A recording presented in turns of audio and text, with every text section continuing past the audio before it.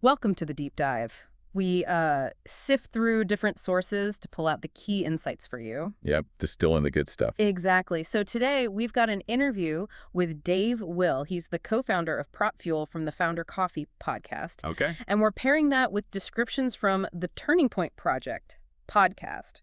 Different vibe, but interesting connections. Interesting. So what's the mission today? What are we digging into?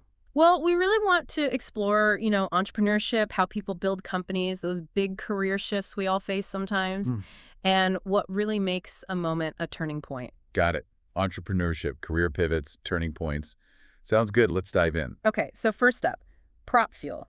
Dave Will's company, he describes it as a SaaS platform. Right. Software as a service. Basically, online software people subscribe to. And their focus is conversational engagement, mostly for organizations with members, like associations. Associations, yeah. And he mentions quite a range, doesn't he? He does, from like the huge Air Force Association down to really specific ones.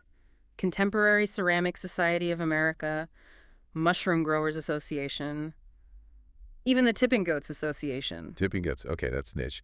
So what's the problem they're actually solving for these groups? Well, the core issue seems to be that a lot of associations just kind of broadcast stuff at their members, emails, newsletters. Yeah, it's all one-way traffic, like shouting into the void sometimes. Exactly. Prop Fuel tries to make it a two-way street, real back and forth. How do they do that technically? Or like conceptually? Dave keeps it simple. Ask, capture, act. That's their mantra. Ask, capture, act. Okay. He uses this great analogy. Imagine someone says, "Nice bike." You don't just ignore them, right? You say, "Thanks." Maybe mention where you got it. Mm-hmm. And suddenly you're having a conversation. Prop Fuel tries to create those moments digitally at scale. So it feels less like getting a mass email and more like someone actually asked you a question and listened to the answer. Precisely. Hmm. And the feedback they get, according to Dave, is that members feel, well, more connected, like the association actually cares. That makes sense. Feeling heard is huge for belonging. Now, here's where Dave's personal story gets really interesting.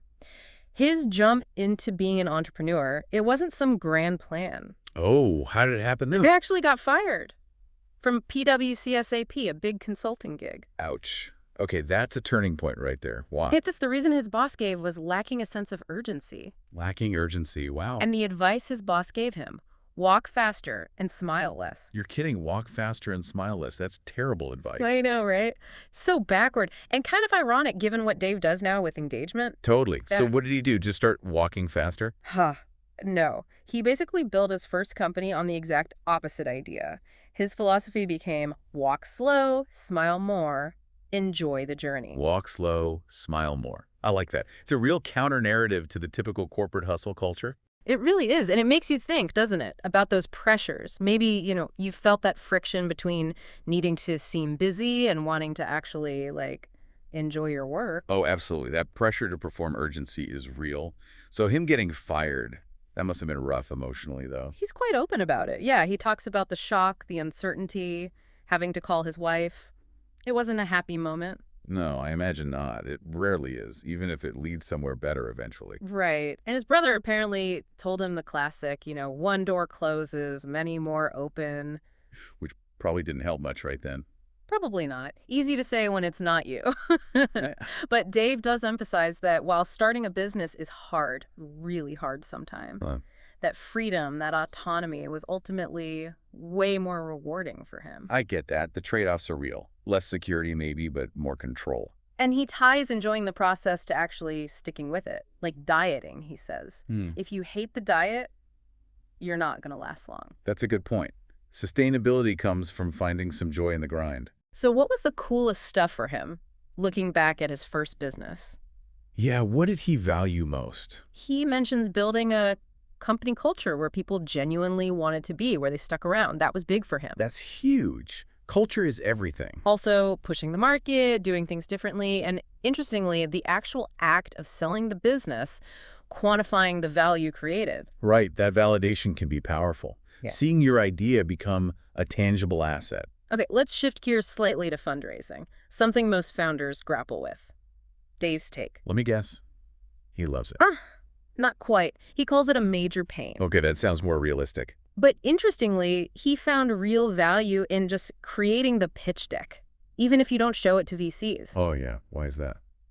because it forces you to get crystal clear on your vision, your market, your plan. It's like a self-interrogation. That makes total sense. It's a clarifying exercise in itself. Forget the investors for a second. Just do it for yourself.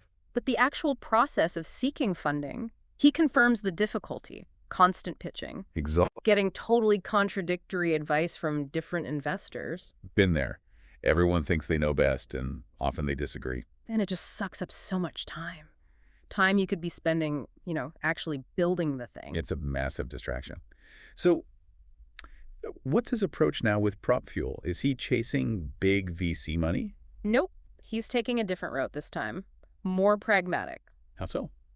He's aiming for a smaller round, mostly from friends and family. He calls it a 5-hour energy shot for the business. A 5-hour energy shot. I love that. Not trying to fuel a rocket ship, just need a boost. Exactly. It's about controlled growth, he says, rather than that high-risk, high-growth model that VCs often demand, building something solid and profitable in their niche. That's a really important distinction. Not everyone needs or wants to build a unicorn. There are other ways to succeed. Which ties into how you handle feedback generally, right? Not just from investors, but customers too. Oh yeah, crucial. Dave stresses being open to it, obviously, but you have to process it strategically. You can't just say yes to everything. Or the product becomes, what did he call it? An ugly pile of bells and whistles. Huh. Perfect description. Yeah. Feature creep kills usability. So his approach, or what they try to do, is keep a list of feedback, group things together, look for the recurring themes. What are people really struggling with? Smart. Find the patterns. Don't just react to every single request. And he mentions his partner is really good at this. Instead of just adding a new button, they'll often rethink and redesign a whole component to make it simpler overall. That takes discipline. It's easier just to tack things on. Definitely.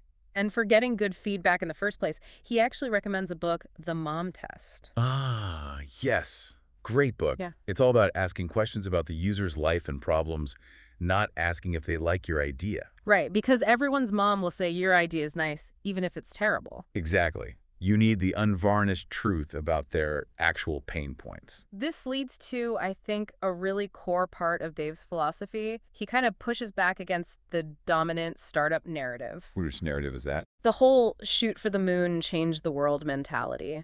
The Reid Hoffman blitzscaling idea. Okay, so he's not buying into that. Not entirely, or at least not for himself. His focus is much more on doing something really, really right for a niche. Mastering a specific domain, serving a specific audience incredibly well. Yeah.